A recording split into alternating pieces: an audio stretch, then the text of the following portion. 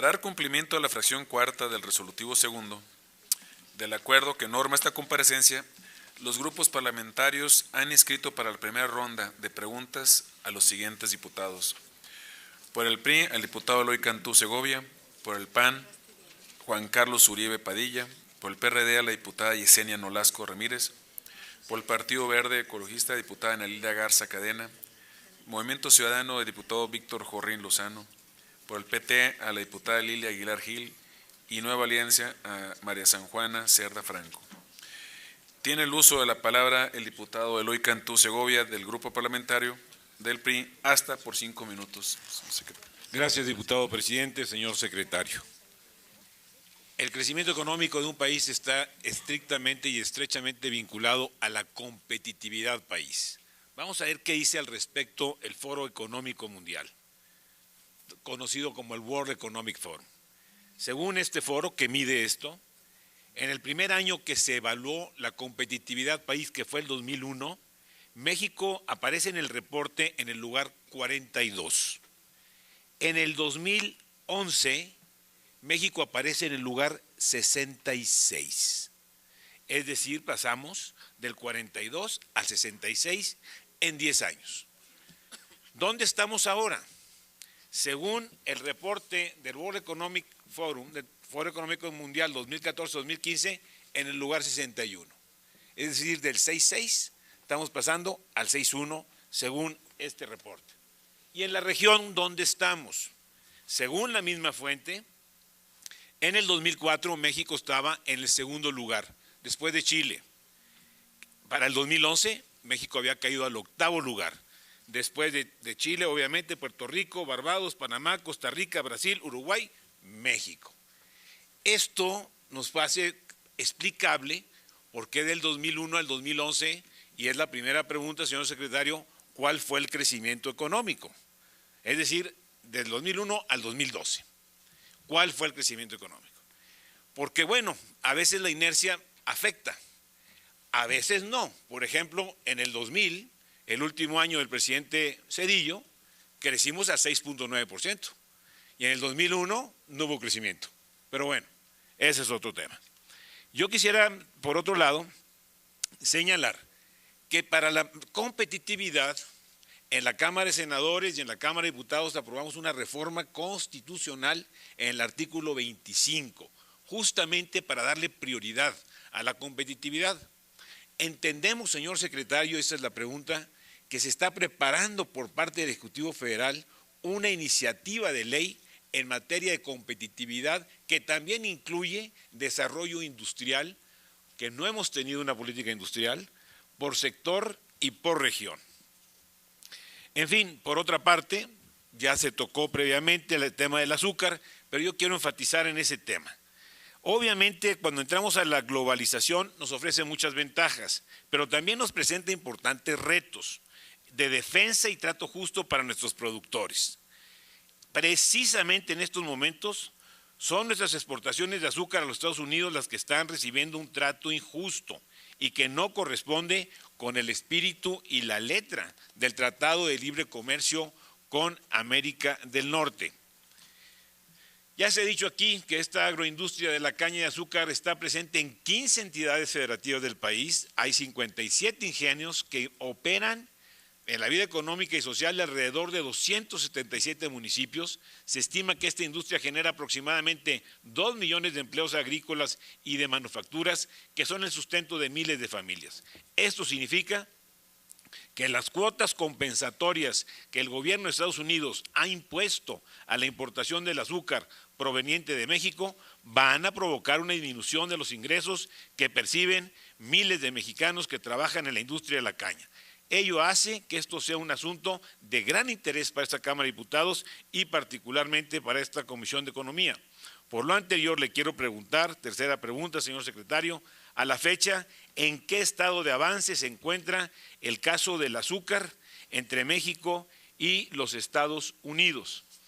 Finalmente, yo quiero decirle como nuevo leonés, señor secretario, que nos consta a los nuevo leoneses y en particular a los priistas que la prioridad absoluta y total es el cumplimiento cabal de la responsabilidad que el señor presidente de la República le ha confiado, y nos sentimos los nuevoleoneses y los priistas muy orgullosos de sus prioridades.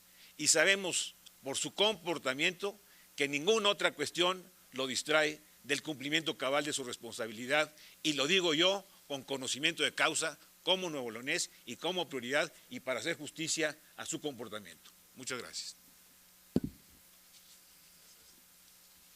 Gracias, señor diputado. Tiene el uso de la palabra hasta por 5 minutos el secretario Alfonso Guajardo para dar respuesta. Muchísimas gracias, señor presidente. Rápidamente, y le agradezco al diputado Eloy Cantú por sus preguntas, yo le contestaría primero el tema del azúcar. El tema del azúcar, señor diputado, ustedes saben que en marzo la industria norteamericana inicia un procedimiento para acusa a las empresas mexicanas azucareras de estar subsidiando la actividad. Ustedes saben que en prácticas internacionales existen acusaciones de subsidio o de vender a precios por debajo de costo, que son las acusaciones de dumping. La primera fue una acusación de subsidio. Posteriormente también vino una acusación de dumping que no se ha resuelto aún. La de subsidios se resuelve, y se resuelve en forma preliminar en contra de México en el mes de agosto, con un análisis de 2 empresas, una que representa FESA, que son los subsidios en poder todavía del Estado, que no han sido privatizados, y que se les impone una cuota preliminar del 17%. En contra de la empresa privada analizada, se les impone una cuota del 2.99%. En promedio se saca para el resto de la industria una cuota del 15%. Dentro de las malas noticias, la buena noticia es que la exportación de 2014 ya había salido. O sea, no hay una afectación económica a la capacidad de exportación de este año. Ya habían salido casi 2 millones de toneladas al mercado norteamericano. ¿Dónde empieza el problema y el conflicto? En Estados Unidos existe un programa de azúcar, que es el que se mantiene por parte de las autoridades norteamericanas para poder garantizar a los productores tanto de betabel como de azúcar de caña un precio garantizado. Obviamente eso lo pagan los consumidores norteamericanos. Para la industria mexicana es sumamente positivo, es alentador o favorable, en lugar de exportar al mercado mundial, que está más abajo en su precio, exportar al mercado norteamericano. Tradicionalmente exportábamos en promedio aproximadamente 1.2 millones de toneladas. La gran zafra del 2012-13 nos llevó a exportar más de 2 millones de toneladas, lo que crea una presión sobre el programa de azúcar norteamericano. Ahí los azucareros americanos se ven amenazados de que la crítica interna y el debate nacional les destruya ese programa que los favorece. La industria mexicana, acompañada por el gobierno, inicia una defensa de este proceso, que hemos contratado a algunos de los despachos internacionales más importantes, que ganó el caso de la madera entre Canadá y Estados Unidos, y estamos en el proceso de defensa. Pero ¿dónde está el reto? El reto está en que ambas industrias tienen que complementarse para que la industria mexicana siga beneficiándose de ese canal de exportación. ¿La negociación en qué consiste? En la posibilidad de suspender tanto la demanda dumping como la de subsidios para llegar a un acuerdo de acceso al mercado que beneficie a la industria mexicana sin quitarle el privilegio del programa de azúcar norteamericano. En eso estamos. Sin embargo, los instrumentos de defensa están puestos en la mesa. ¿Para qué? Para protegernos en OMC, en dado caso de que las cosas no vayan por buen camino en la negociación, y poder iniciar una demanda contra el programa de azúcar norteamericano. Y la otra, que la industria nacional está en toda libertad de establecer una demanda por iniciativa privada contra la fructosa, que es el balance en el mercado de los colorantes. Esto es en cuanto a azúcar, y estamos trabajando de la mano con la industria nacional. En cuanto al tema de competitividad, yo le diría, señor diputado, que el tema de competitividad es una encuesta que hay 2 factores. El 70% del índice se compone de la encuesta a empresarios del país en cuestión, que es la expectativa empresarial y la apreciación empresarial, y el 30% de indicadores duros. En este caso, México efectivamente había tenido un mejoramiento y un retroceso en la medición, pero hay que considerar en qué temas fue. Fue en el tema de educación, fue en el tema de financiamiento, fue en el tema de tecnologías de la información. Son los temas que afortunadamente ustedes trabajaron al detalle, señores y señores diputados. Justamente el valor de las reformas es que nos da un parámetro para puntualizar hacia el futuro una mejoría en esos indicadores a través de una buena implementación de lo que ustedes han hecho por el bien de México. La perspectiva de esos indicadores son hacia mejora gracias al marco. Y les doy un ejemplo. Gracias al trabajo que hicieron en competencia y el efecto que ya tuvo, avanzamos 10 lugares en materia de competencia dentro de la evaluación parcial de ese indicador. Finalmente, sí estamos. El día 30 de septiembre, el señor presidente de la República remitirá a esta soberanía su iniciativa en materia de ley de competitividad productividad para dar cumplimiento al mandato constitucional. Hemos estado trabajando con las señoras y señores diputados de la comisión específica y obviamente también la Comisión de Economía tendrá un elemento en este proceso. Y le quiero decir que efectivamente le da un nuevo papel. La Secretaría de Economía viene trabajando en el seno del Comité Nacional de Productividad y del Comité Nacional para el Crecimiento Económico y el Empleo con un esquema muy enfocado para el tema de desarrollo regional y el tema de política industrial. Eso se formaliza en el contexto de la ley y se dan responsabilidades específicas para monitoreo de esta soberanía. Yo ahí dejaría las preguntas, a las respuestas a las preguntas que hizo el diputado Cantú. Gracias, señor secretario. Tiene ahora la palabra para formular comentarios hasta por 3 minutos el diputado Salvador Romero Valencia. Señor secretario, muchas gracias por su respuesta. Yo quiero referirme específicamente al tema del azúcar. Estaremos muy atentos al pronunciamiento del Departamento de Comercio de los Estados Unidos de Norteamérica sobre este tema que reviste la mayor importancia por tratarse de la agroindustria con más impacto en este país, la que más empleos genera y de la que viven más mexicanos.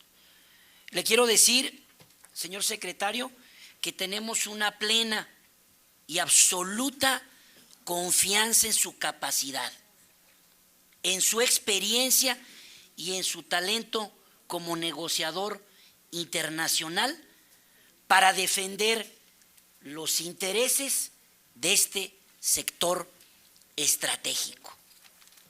Confiamos en que gracias a las acciones y a la defensa que usted está emprendiendo, no se aplicarán cuotas a la exportación de azúcar mexicana a los Estados Unidos porque violenta el espíritu del Tratado de Libre Comercio de América del Norte y porque contraviene lo que como país estamos haciendo.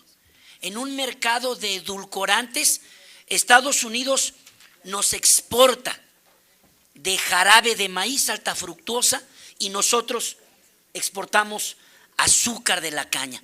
Ese es el espíritu del tratado y eso es lo que debemos preservar. No tenemos la menor duda que usted sabrá echar mano de los instrumentos que le confiere el propio tratado y de los sistemas multilaterales de comercio establecidos en la propia Organización Mundial de Comercio. Sabemos que este caso, sin duda alguna, será un referente en lo futuro en las controversias y diferendos que se establezcan en el marco del tratado. Pero voy aún más profundo.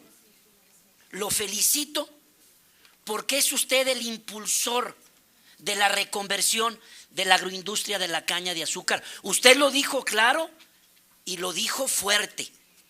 No es posible que entre más produzcamos, más perdamos. Al contrario, entre más produzcamos, más renta, más ingresos y más beneficios para los mexicanos tendrán que generarse. Por eso aplaudo y celebro que usted sea el impulsor de la reconversión de la agroindustria de la caña para que además de azúcar se produzca etanol y se produzca electricidad, 2 energías renovables. En fecha próxima, gracias al impulso que usted le está dando al sector, Pemex lanzará una licitación para la adquisición de etanol. Por último, señor secretario, México cuenta con una de las plataformas exportadoras más importantes del mundo, misma que requiere una defensa sólida y eficaz de sus intereses. Tenemos plena confianza que en sus manos el sector exportador de este país tendrá efectivamente la mejor defensa. Muchas gracias. Muchas gracias, señor diputado. Tiene el uso de la palabra el diputado Juan Carlos Uribe Padilla, del Grupo Parlamentario del PAN, hasta por 5 minutos. Adelante, Juan Carlos. Gracias, presidente. Señor secretario, bienvenido a la Cámara de Diputados, compañeros legisladores, buenos días a todos. Señor secretario, quiero compartir con usted los datos obtenidos por Observatorio Económico México.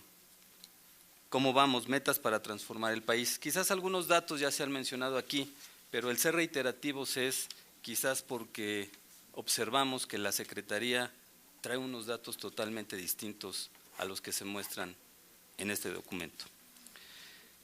Este organismo, quien analizó los cambios económicos que ha tenido el país en el último año, muestran que las condiciones económicas empeoraron en 6 variables: inflación, inversión, competitividad, valor agregado de las exportaciones, bienestar y deuda pública. Y mejoraron en 2, Estado de Derecho y acceso al capital.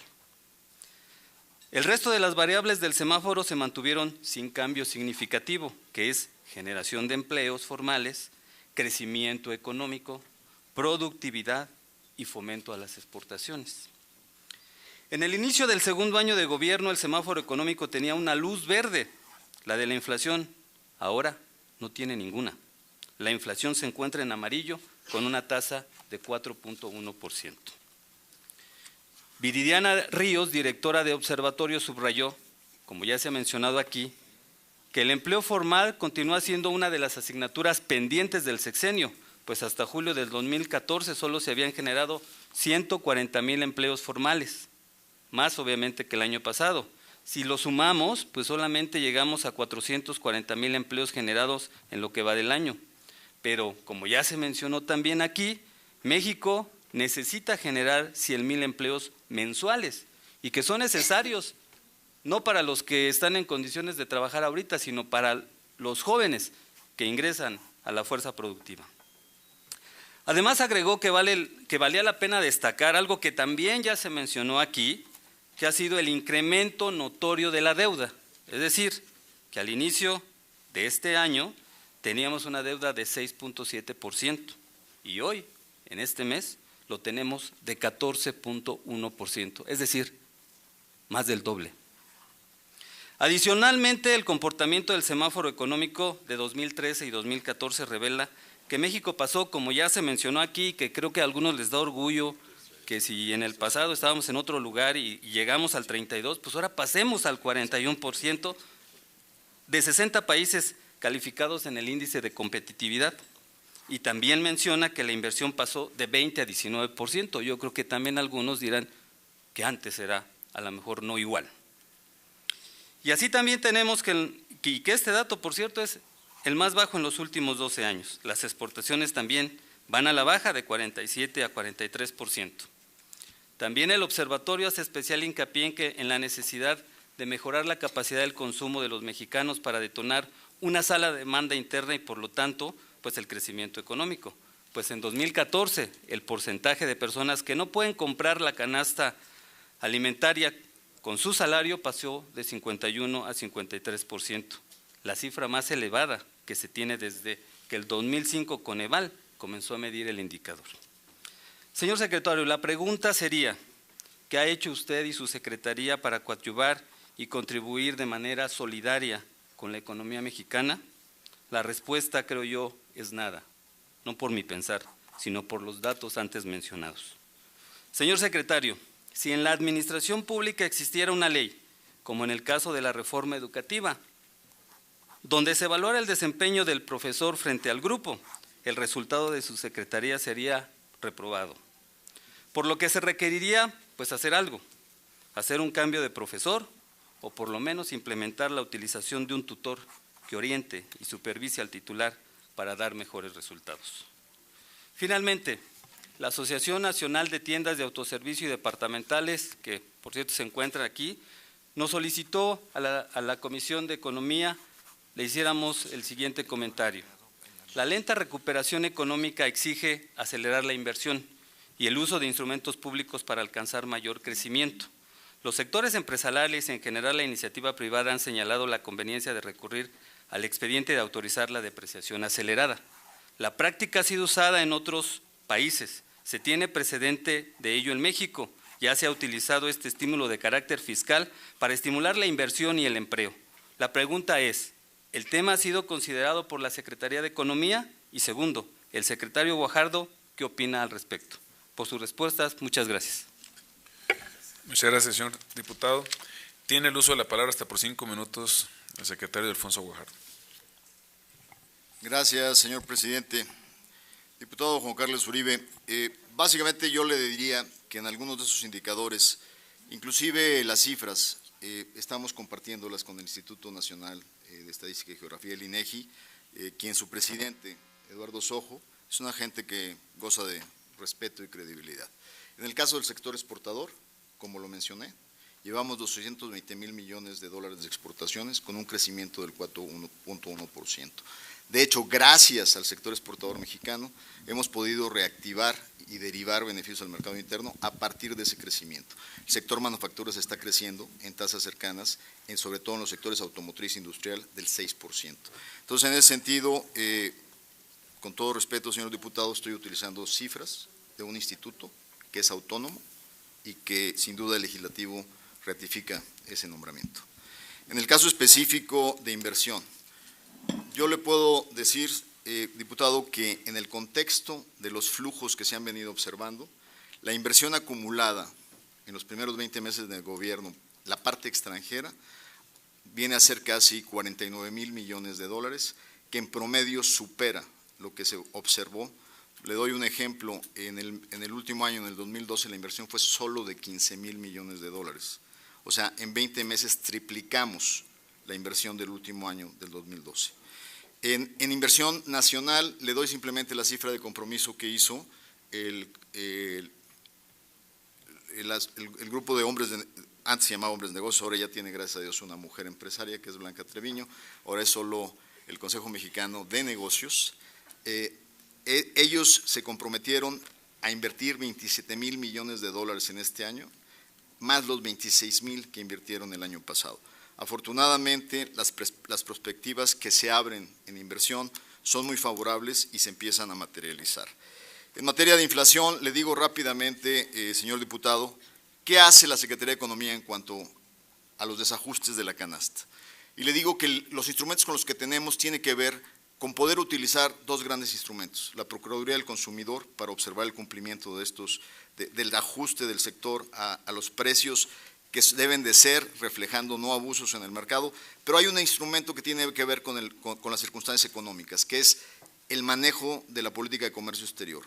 Cuando nos enfrentamos a un problema serio en materia de huevo y pollo, eliminamos los aranceles para permitir la importación y poder regular los mercados. Ustedes recordarán la crisis que tuvimos. Hoy el precio del huevo se redujo en 4% con respecto al 2013, gracias a la apertura de mercados y gracias al apoyo de los consumidores a través de mayor oferta. En el caso del pollo es una circunstancia similar. El punto, señor diputado, es que cuando utilizamos el instrumento de apertura, tenemos que ser cuidadosos de no dañar a los productores nacionales en esos sectores estratégicos. Es un equilibrio fino que lo jugamos todos los días, porque por un lado tenemos a los consumidores y por otro lado tenemos a los productores. Y le aseguro que lo hacemos en el mejor interés del país. Concretamente, en materia, yo le diría déficit, y es una discusión que ustedes la tienen en el seno de esta gran Cámara. Habiendo sido diputado 2 veces, hay un reconocimiento justo a lo que se ha logrado en el país para conducir finanzas públicas responsables. Y en eso han participado todas las fuerzas políticas y le han dado credibilidad internacional a México. Hoy, lo que observamos es, por primera vez en la historia económica de México, el uso efectivo de políticas contracíclicas, precisamente para poder atender sus quejas de una economía lenta, poder transitoriamente aumentar el déficit, pero con toda factibilidad de poderlo pagar en función de las mismas esquemas que ustedes han aprobado de los ingresos públicos, de tal manera que los agentes económicos no tienen dudas de la capacidad de restaurar el balance fiscal. Eso es una política anticíclica que responde al interés que ustedes mismos han observado en sus participaciones, poder reactivar la economía mexicana. No hacerlo sería irresponsable. Y finalmente, compartirle que como secretario de Economía, sin duda, me sujeto a las observaciones, los comentarios y las recomendaciones que ustedes hagan. Sin duda, el señor presidente es el que tiene la tabla de evaluación de su gabinete y en su momento está en facultades de hacer los cambios que sean necesarios para quien no esté dando resultados en su equipo de gobierno. Yo estoy abocando mi tiempo, mi esfuerzo y mi trabajo a cumplir con esa responsabilidad, señor diputado, y estoy en la mejor disposición de trabajar de la mano para ajustar la política pública en materia económica de este país. Muchas gracias. Gracias, señor secretario. Tiene ahora la palabra para formular comentarios hasta por 3 minutos la diputada Esther Quintana. Gracias, diputado presidente. Doctor Ildefonso Guajardo, secretario de Economía, bienvenido de nueva cuenta a la sede del Poder Legislativo. Gracias. Y muy buenos días a todas y a todos, compañeros legisladores, señores funcionarios del Gobierno Federal, amigos todos. Decía el fallecido economista español José Luis San Pedro que es necesario crear una economía más humana, más solidaria, capaz de contribuir a desarrollar la dignidad de los pueblos. Yo quiero explicarme sin odios y sin llantos, como dice la canción, doctor Guajardo, lo que ha sucedido en estos casi 2 años de gobierno del presidente Peña Nieto en el ámbito económico de nuestro país. Y como yo, hay millones de mexicanos que desean lo mismo. Mover a México es una frase utilizada por la administración en la que usted presta sus servicios para transmitir la aspiración de transformar a nuestro país. Le pregunto con todo respeto, porque habemos muchos mexicanos que necesitamos entenderlo a cabalidad, y a mí me lo preguntan y me lo pregunto, y cada día con mayor asiduidad, y esto francamente ya me preocupa. ¿Qué debemos entender por mover a México? Mover a México es caer 8 lugares en el índice de competitividad, crecer, como ya se ha dicho, al 1.4% en promedio, no generar los empleos que se prometieron, no encontrar alternativas para darles financiamiento accesible a las MIPYMES, y hago hincapié en ellas porque es ahí donde se gesta y crece la clase media que tanta falta hace en nuestro país para dar un giro contundente a favor del bolsillo de nuestros compatriotas y provocar entonces que esta clase vaya en aumento y otros más vayan accesando, porque es lo deseable en un país al que se le quiere mover. Y no es mejor el panorama para estados y municipios en el marco de la 7ª cumbre de la infraestructura y finanzas subnacionales de Latin Finance. Representantes de calificadoras y bancos coincidieron en señalar que los múltiples proyectos futuros de infraestructura no pueden ser financiados en su totalidad mediante deuda pública subsoberana, la cual en su mayoría está respaldada mediante participaciones federales. Mover a México es castigar al sector productivo en general, y vaya forma de contribuir al hundimiento de la economía con semejante mamostreto al que le llamaron reforma sendaria, y que no es más que una reforma recaudatoria que impusieron al país la insensibilidad, la voracidad y la soberbia. Mover a México significa perder la confianza del consumidor o dejar al garete el mercado interno. ¿Dónde quedó el 6% del crecimiento económico prometido? O tal vez entendimos mal. Y era un crecimiento económico del 6% en los 6 años que duró el sexenio y no un crecimiento del 6% anual. Es muy importante que usted, don Ildefonso, nos clarifique ese mover a México para que la ciudadanía entienda lo que esta administración ha hecho en estos casi 2 años a favor de su bienestar económico. ¿Qué pasa, señor secretario? La gestión deja mucho, pero mucho que desear. Termino mi intervención preguntándole, y derivado de lo ocurrido el pasado 6 de agosto en el estado de Sonora, ¿han fincado responsabilidades a funcionarios de la Secretaría de Economía o del Servicio Geológico Mexicano por omisiones en las atribuciones que se tienen en materia de verificación? Y si actualmente la Secretaría de Economía y el Servicio Geológico Mexicano está realizando inspecciones y verificaciones en otras minas con el objeto de evitar desastres medioambientales. Y he dicho lo anterior, don Ildefonso, porque me preocupa, y me preocupa mucho, porque vengo de una entidad federativa en el que la minería constituye una de las principales fuentes de empleo, es decir, el modus vivendi de muchas familias. Soy de Coahuila.